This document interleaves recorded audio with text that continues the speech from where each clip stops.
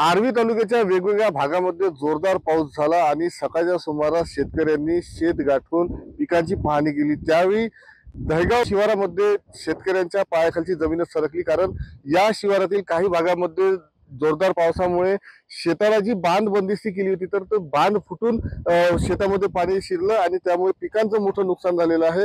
पिकांवर गाळ साचला आणि अक्षरशः पीक जे आहे तर ते गाळाखाली आलेलं आहे। आपण इथे बघू शकतो हे अशा पद्धतीने पीक गाळाखाली आलेलं आहे आणि या नुकसानीमुळे शेतकरी हवालदिल झालेले आहेत। आपण आपल्यासोबत शेतकरी आपण त्यांच्याकडनं जाणून घेऊया काय नुकसान झालेलं, कसा पाऊस होता। पाऊस खूप जोरदार होता। रात्री 6 वाजतापासून तर सकाळी 6 वाजेपर्यंत पाऊस होता आणि आमचा बांध फुटला, पूर्ण पराठी दबली आहे, सोयाबीन सुद्धा दबला आहे। किती नुकसान झालेलं आहे? आता भरपूर झाला आहे, आता तुम्हाला दिसतेच आहे आपल्याला।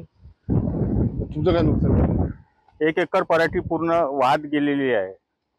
पाणी आलं, गाळ आला, गोटे आले आहे, असं न स्वरूप झालं आहे 1 एकर शेतामध्ये।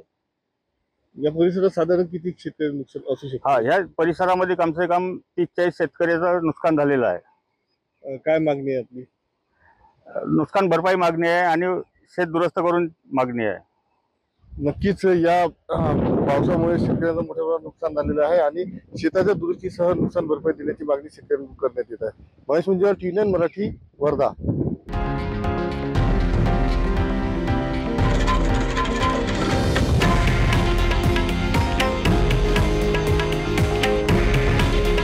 हे आहे देशातील नंबर 1 न्यूज नेटवर्क आणि आपण पाहत आहात TV9 मराठी। काळजी तुमची, हित महाराष्ट्राचं।